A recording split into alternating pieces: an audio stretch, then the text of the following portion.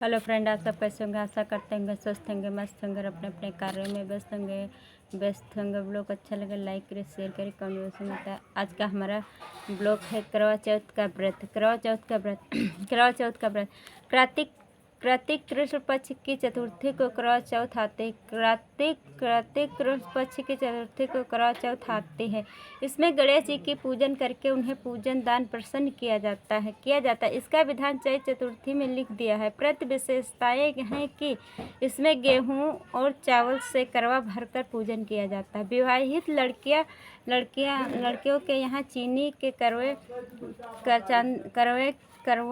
करवे मायके से भेजे जाते हैं। विवाहित लड़कियों के लिए करवा मायके से भेजे जाते हैं तथा इसमें निम्नलिखित कहानियों के अनुसार कहानी सुनकर चंद्र उदय का अर्घ्य देकर व्रत खोला जाता है। एक कथा एक साहूकार के 7 लड़के थे। और एक लड़की थी।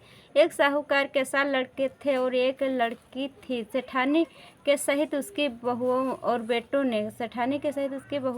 ने करवा चौथ का व्रत रखा था। रात्रि को साहूकार के लड़के भोजन करने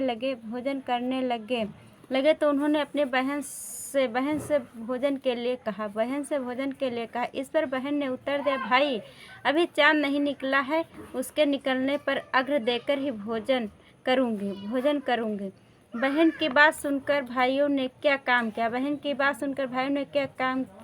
कि नगर से बाहर जाकर अग्नि जला दी और चलनी से दीपक जलाकर और चलनी में रखकर जाकर उसमें से प्रकाश दिखाते, चलनी में दीपक जलाकर उसे पेड़ पर चढ़कर प्रकाश दिखाते हुए बहन से कहा, बहन चांद निकल आया, अर्घ्य देकर भोजन कर लो। यह सुनकर उसने अपनी भाभियों से कहा कि जाओ तुम भी चंद्रमा को अर्घ्य दे लो। परंतु इस बात को जानती थी। भाभी ने कहा, बाई जी अभी चांद नहीं निकला है। तेरे भाई तेरे संग धोखा करके अग्नि का प्रकाश चलनी में दिया जलाकर चलनी में दिखा दिया। भाभीियों की बात सुनकर भी उनसे कुछ ध्यान न दिया। भाइयों द्वारा दिखाए प्रकाश के ही अर्घ्य देकर भोजन कर लिया।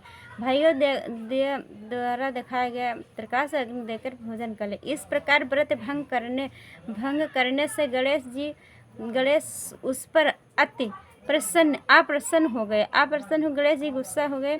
उसके बाद उसका पति सख्त बीमार हो गया। सख्त मतलब बहुत सीरियस बीमार हो गया और जो कुछ घर में था उसकी बीमारी में लग गया। जब उसे अपने किए हुए दोषों का पता लगा तो उसने पश्चात किया गणेश जी की प्रार्थना करते हुए विधि विधान से पुनः। और जब उन्हें भोजन कर लिया तो उसके ससुराल से बुलावा आया कि आपका पति खत्म हो गया। तब उसने अपने किए हुए गलती की गणेश जी से क्षमा मांगने लगी। तब लक्ष्मी जी ने माता जी गणेश जी प्रसन्न होकर कहा कि आप हमारी हर माह की चतुर्थी हर माह की चौथ का व्रत करो, 1 साल व्रत करो, आपका पति पुनः जीवित हो जाएगा। व्रत करना मतलब विधि विधान से व्रत करना चालू कर दिया। श्रद्धा अनुसार सब कुछ आदर करते हुए आशीर्वाद ग्रहण करने में ही मन को लगा दिया। भक्ति भावना से पूजा किया। फिर पुनः उसका पति जीवित हो गया।